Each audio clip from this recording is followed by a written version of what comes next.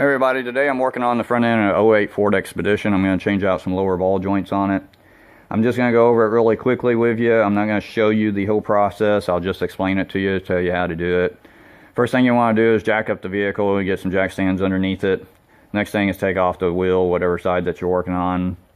Then you'll see your brakes and your spindles and everything. After that, you'll want to take off your tie rod ends. I normally loosen them up, get them pretty loose, but I don't take them off completely. And I'll take a air hammer. I normally use an air hammer like this, and I tap it on the side right here. If you don't have an air hammer, you can use like a 5-pound sledgehammer. It just takes a little bit more work to do. But you hit it on the side there with an air hammer, and then you can come up underneath it and tap it on the very end right there, and it usually pops right out. Now once that's loose, go ahead and unscrew the bolt, take it on out. Next thing I normally do is I'll loosen up the lower ball joint. I will take the nut completely off whenever I'm loosening it up, and I've already got this one out, but basically you'll hit it on the side with air hammer just like the tie rod, and then you'll go underneath and tap it from the bottom, and it should pop right out. Now once I see it definitely get loose, I'll go ahead and put the nut back on it hand tight. That way it holds the whole assembly from falling, because the next step is to take the top ball joint loose. Whenever you take this top one loose, you'll hit it on the side the same way, and then hit it on the bottom to break it loose.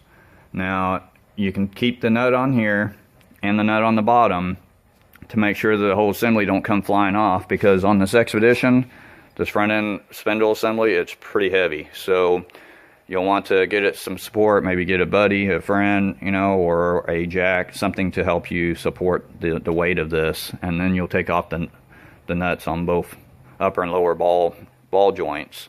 If you don't do that, this assembly is going to come flying off, and it's heavier than it looks, and you'll end up stretching your brake lines and stuff. Now I normally set it off to the side like this. I normally do not take the brake calipers off. I set it to the side like this, and I take a bungee cord, wrap it around there. I usually shake it quite a bit to make sure it's not going to fall.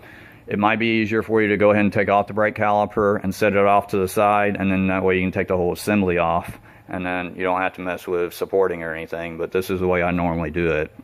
I try not to do any more steps than what I have to.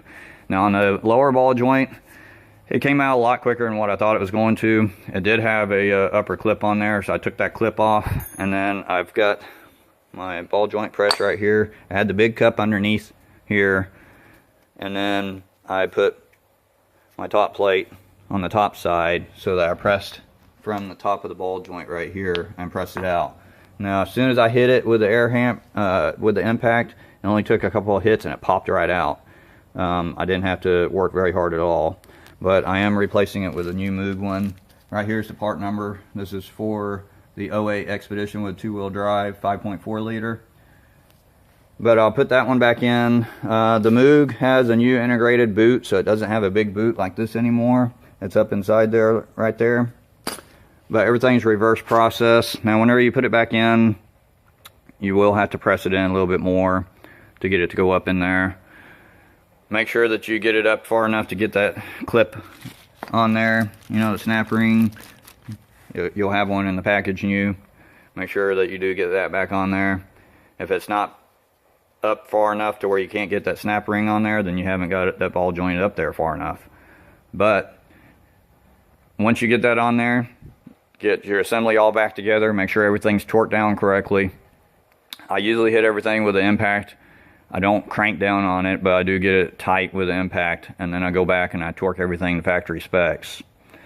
Then I get the wheel back on there, get the right torque on the lug nuts, and then finish up the job. Now real time, it took me, after I got the vehicle up in the air, it took me about 10 minutes to actually get this ball joint off. That's taking all these joints, setting it off to the side, and getting the ball joint out. So really, it didn't take that long.